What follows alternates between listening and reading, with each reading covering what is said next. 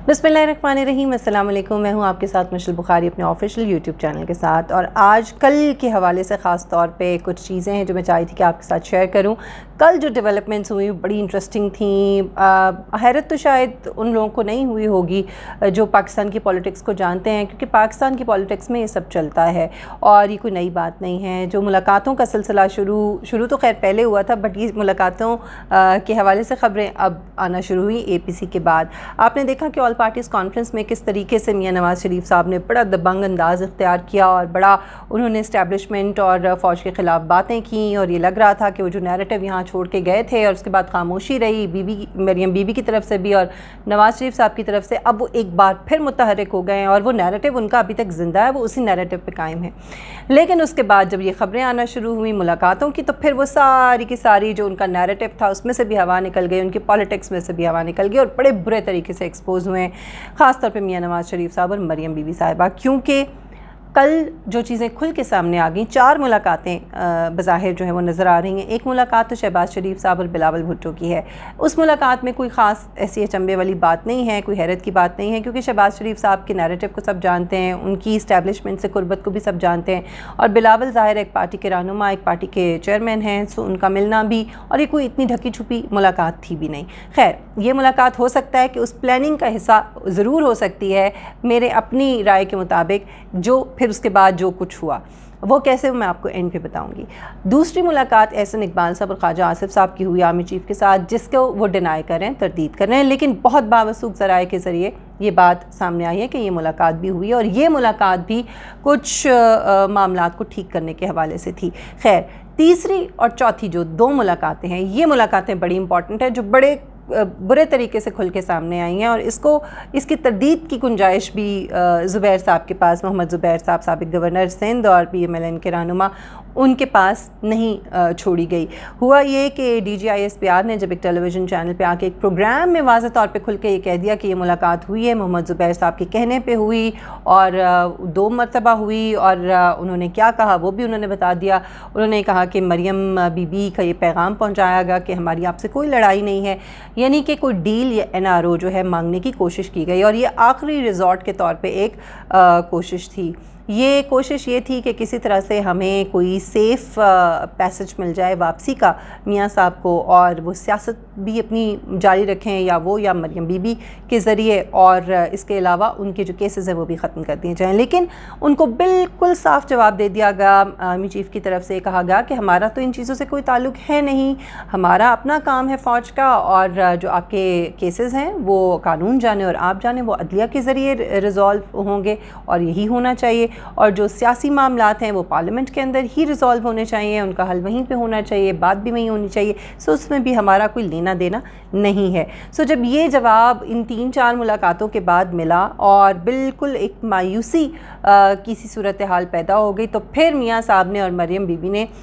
ये डिसाइड किया कि अब हम खुल के सामने आएंगे और जो तसादुम की सियासत है वो इख्तियार कीजिए, उसका रास्ता इख्तियार किया जाएगा। और फिर हमने देखा कि APC में किस तरह दबंग किस्म की तकरीरें की गई। लेकिन इससे एक चीज़ हुई कि बहुत बुरे तरीके से PMLN और ख़ास तौर पे मियां नवाज़ शरीफ साहब और मरियम बीबी की सियासत एक्सपोज हुई, ये ख़ुद एक्सपोज हुए। इनका नैरेटिव क्या नैरेटिव है, यानी आप बात करते हैं वोट को इज़्ज़त दो, आप बात करते हैं जमहूरियत की, और फिर आप बैकडोर डिप्लोमेसी करते हैं और आप ख़ुद मुलाकातें करते हैं और आप जाके दरख्वास्तें लेके जाते हैं NRO की और सेफ़ पैसेज की या डील की। तो ज़ाहिर है कि लोग जब उनको ये बातें पता चलती हैं तो लोगों का एतमाद जो थोड़ा सा रहा सहा था वो भी ख़त्म हो जाता है। सो एक तो ये चीज़ हुई। दूसरे, इसके अंदर जो प्लानिंग की मैंने बात की थी, आप अच्छी तरह से जानते हैं और आपको याद होगा कि जब शुरू में एक स्ट्रॉन्ग अपोजिशन बनाने की कोशिश की गई थी PMLN और पीपल्स पार्टी की तरफ से, और तमाम इख्तिलाफ़ात को एक तरफ रखते हुए ये सोचा गया था कि अब हम मिसाक की जमहूरियत पर अमल करेंगे और हम मिलकर जो है वो खुल के बात करेंगे इस्टेब्लिशमेंट के ख़िलाफ़, या जो भी ये समझते हैं कि एंटी जो डेमोक्रेसी एलिमेंट्स हैं उनके ख़िलाफ़। और फिर हमने देखा कि ज़रदारी साहब के मुंह से बड़ा इख्तिलाफ़ी कुछ बयानात दिलवाए गए फ़ौज के ख़िलाफ़, उन्होंने बातें की, और आपको अच्छी तरह याद होगा जो ईंट से ईंट बजाने की उन्होंने बातें की थी। लेकिन जब मियां साहब की बारी आई तो मियां साहब ہمیشہ کی طرح پھر یہاں پہ بھی ان کو دھوکہ دے گیا اور پتلی گلی سے نکل پڑے، اور انہوں نے کوئی جو فوج کے خلاف بات نہیں کی، جس سے دراڑیں پیدا ہوئیں ان دونوں پارٹیز میں، فاصلے دوبارہ سے پیدا ہوئے، اور پھر ہم نے دیکھا سینٹ کے اندر کس طرح سے بدلہ لیا گیا پیپلز پارٹی کی طرف سے، جب پی ایم ایل این کی حکومت جو ہے بلوچستان میں، اس میں عدم اعتماد کے حوالے سے تحریک لائی گئی تھی، اور اس کو کامیاب جو ہے وہ نہیں ہونے دیا گیا پیپلز پارٹی کی طرف سے۔ سو ایک بدلہ تو یہاں پر لیا گیا، اور پھر اس کے بعد آج تک لگتا ہے کہ یہ سلسلہ جاری ہے۔ ابھی اس اے پی سی میں بھی ہم نے دیکھا کہ نہ ہی بلاول نے اور نہ ہی زرداری صاحب نے فوج کے خلاف، کے اسٹیبلشمنٹ کے خلاف کوئی بات کی، ایک لفظ نہیں بولا، لیکن ساری کی ساری باتیں کرائی گئی میاں نواز شریف صاحب سے۔ بلاول ہی کی درخواست پہ وہ آئے اور پھر ٹریپ ہو گئے یا کچھ بھی کہہ لیجئے، اور ان سے یہ ساری باتیں کروائی گئیں، اور اب تو بالکل کوئی گنجائش باقی رہ ہی نہیں گئی کسی قسم کی مفاہمت کی۔ سو ایک تو یہ ہوا نقصان میاں نواز شریف کو اور مریم بی بی کو، اور فائدہ ہوا شہباز شریف صاحب کو، جو میں آپ سے کہہ رہی تھی کہ ملاقات ان کی آرمی چیف سے جو ہوئی بلاول بھٹو کی اور شہباز شریف کی، تو آپ اب لنکس جو ہیں وہ جوڑ سکتے ہیں۔ شہباز شریف صاحب کا اس میں کیا فائدہ ہوا ہے؟ اگر میاں نواز شریف اب واپس نہیں آتے تو وہ پھر وہیں بیٹھ کے اپنی سیاست جو ہے وہیں سے بیانات دیتے رہیں گے۔ سیاست خیر انہوں نے کیا کرنی ہے، بالکل غیر فعال ایک طرح سے وہ ہو جائیں گے، اور اب وہ وہاں سے بیٹھ کے وہ چاہے بڑی بڑی تقریریں کریں، فوج کے خلاف باتیں کریں، ملک کے خلاف باتیں کریں، وہ کچھ بھی کہیں، اس کا کوئی فائدہ یا اس کی کوئی اہمیت نہیں رہے گی۔ اور یہاں پر اب جو آپ کو یاد ہے ایم کیو ایم کے ساتھ جو کچھ ہوا کہ الطاف حسین صاحب بھی وہاں سے بڑی بڑی باتیں کرتے تھے، بڑی بڑی تقریریں کرتے تھے، لیکن ان کو اس قدر غیر فعال کر دیا گیا تھا آخر میں کہ ان کی باتوں کی کوئی اہمیت نہیں رہ گئی تھی۔ اور پھر آپ نے یہ بھی دیکھا کہ دو دھڑے بن گئے، ایک ایم کیو ایم لندن اور ایک ایم کیو ایم پاکستان، اور اب ایم کیو ایم پاکستان کسی حد تک بلکہ خاصی حد تک فعال ہے پاکستان کے اندر، لیکن جو ایم کیو ایم لندن ہے وہ بالکل ختم ہو کے رہ گئی۔ سو یہی حال جو ہے وہ ایسا لگتا ہے کہ اب پی ایم ایل این کا بھی ہونے جا رہا ہے کہ نواز شریف صاحب لندن میں ہیں، اور ایک طرح سے P M L N London, اور یہاں پہ شہباز شریف صاحب کی قیادت میں P M L N Pakistan کا ایک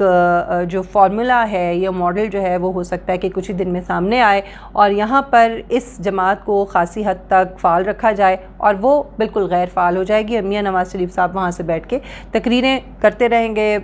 باتیں کرتے رہیں گے، لیکن اس کا کوئی فائدہ نہیں ہوگا، اور وہ سیاست سے ایک طرح سے بالکل آؤٹ ہو کے رہ جائیں گے۔ سو یہ پوری کی پوری پلاننگ تھی جس میں میرا خیال میں میاں نواز شریف صاحب اور مریم بی بی ٹریپ ہوئے ہیں، اور ایکسپوز بھی ان کو کیا گیا ہے، اور بہت زیادہ نقصان جو ہے ان کو اٹھانا پڑا ہے۔ اب دیکھنا یہ ہے کہ آنے والے دنوں میں یہ ساری کی ساری صورتحال کس طرح سے آگے بڑھتی ہے اور کس طرح سے ڈیولپ ہوتی ہے۔ اگر آپ کو میری آج کی ویڈیو پسند آئی ہو تو ضرور لائک کیجئے، شیئر کریں، اور میرے اس تجزیے کے حوالے سے اپنا فیڈ بیک بالکل دینا آپ نے نہیں بھولنا۔ آپ اپنا فیڈ بیک دے سکتے ہیں کامنٹ سیکشن میں کامنٹ کے ذریعے۔ اگر ابھی تک آپ نے میرے چینل کو سبسکرائب نہیں کیا تو میرے چینل کو سبسکرائب کریں، بیل آئیکن کو پریس کریں تاکہ میری ساری ویڈیوز جو ہیں وہ آپ تک پہنچتی رہیں۔ اپنا بہت خیال رکھیے گا، انشاءاللہ نیکسٹ ویڈیو میں آپ سے ملاقات ہوگی۔ اللہ حافظ۔